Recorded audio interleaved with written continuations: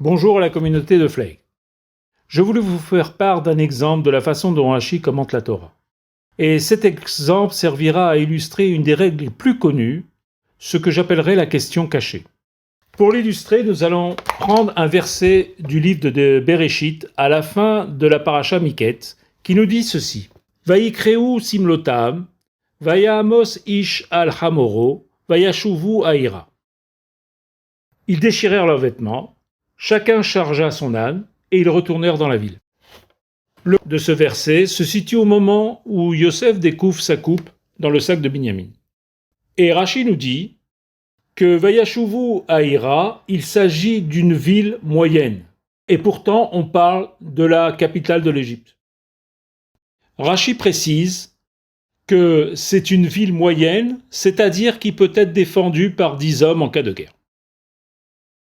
Il y a ici une contradiction avec la paracha Balak, dans laquelle on nous dit que quand Balak est venu à la rencontre de Bilam, on nous parle de El Haïr Moav.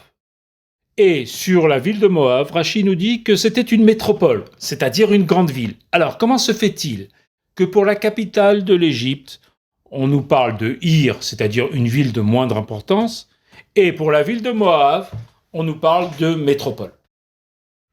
Le problème de ce verset ne touche pas à la taille de la ville. Le problème, en fait, est que ces deux termes-là, Vayashuvu Aïra, n'ont pas sa place ici. Pourquoi ? Parce que le verset suivant nous dit que Yehuda et ses frères sont allés dans la maison de Yosef. Or, pour aller dans la maison de Yosef, il faut évidemment aller dans la ville de Yosef, c'est-à-dire c'est la capitale de l'Égypte. Alors, que vient nous apporter ces deux termes, Vayashuvu Aïra? Eh bien, il vient nous dire que les frères de Yosef, avant d'aller dans la maison de Yosef, ont bien observé les défenses de cette ville. Et ils se sont aperçus qu'en cas de guerre, ils en viendraient facilement à bout, aussi facilement que s'ils avaient à lutter contre 10 hommes seulement. Qu'est-ce que cela signifie ?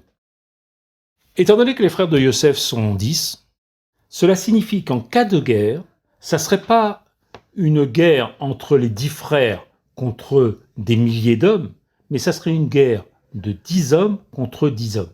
Et donc c'est pour cela que les frères de Yosef pensent qu'ils en viendraient facilement à bout, et c'est ce qu'ils veulent faire savoir à Yosef.